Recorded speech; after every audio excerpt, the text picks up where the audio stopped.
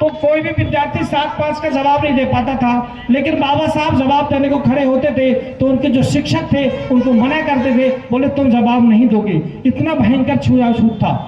आज आपके दौर में ये सारी चीजें नहीं है, इसलिए उस बाबा साहब के चरणों में हमारी श्रद्धा बढ़ जाती है, हमारा विश्वास बढ़ जाता है कि आज हम चाहे मंच पर हों और चाहे यहाँ पर जो बैठे हुए हैं, केवल एक ही महापुरुष की देन है जिसकी वजह से हम यहाँ पर बैठे हुए हैं। संघर्ष खत्म नहीं हुआ। जब बाबा भीमराव कक्षा में प्रथम स्थान आते थे तो उनके उस बात को दबा दिया जाता था कि कक्षा में प्रथम स्थान आया है बालक। इस प्रकार का भेदभाव, इस प्रकार का छुआछूत उस समय पे, इसलिए उनके पिताजी ने, भीमराव अपने पिताजी जो उनके, मैंने आपको बताया, उनके और उनकी माताजी का नाम भीमाबाई, दोनों को मिलाकर के नाम भीमराव बना। लेकिन चूंकि उनके एक शिक्षक थे कृष्ण केशव अंबेडकर, शायद आपको ये बात पता हो या नहीं हो, उनके एक शिक्षक थे कृष्ण केशव अंबेडकर, और उनका ये छुआछूत देख करके, चूंकि एक ब्राह्मण समुदाय से थे, उनका छुआछूत देख करके उनके मन में ये ख्याल आया कि ये बालक आगे चल के कहीं ना कहीं एक बहुत बड़ा नाम करेगा, इस भारत देश का एक गुलशन बनेगा, इस भारत देश को शिखर पर ले जाएगा और भारत देश के जो दलित हैं उनका एक मसीहा बनेगा। इसलिए उन्होंने अपना नाम दिया अंबेडकर, और आगे चल करके उनका नाम बना बाबा भीमराव अंबेडकर, केवल उस कृष्ण केशव अंबेडकर की वजह से।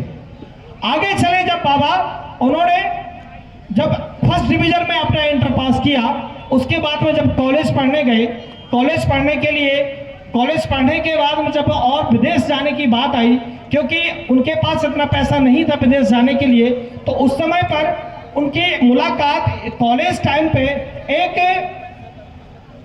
दार्शनिक कहना चाहिए या एक बहुत बड़े फिलोसफर थे, समाज सेवी, दादा केलुस्कर।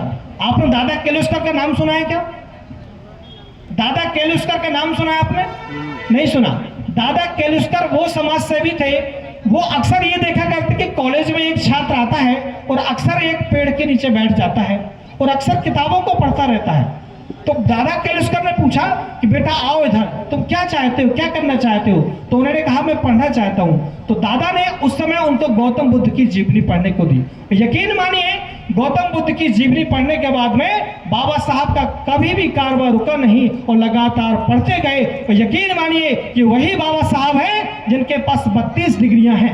आज के टाइम पर कोई व्यक्ति ऐसा नहीं है जो इतनी डिग्रियां, 32 डिग्रियां और 9 भाषाओं का ज्ञान लेकर के चला हो। एक ऐसा व्यक्ति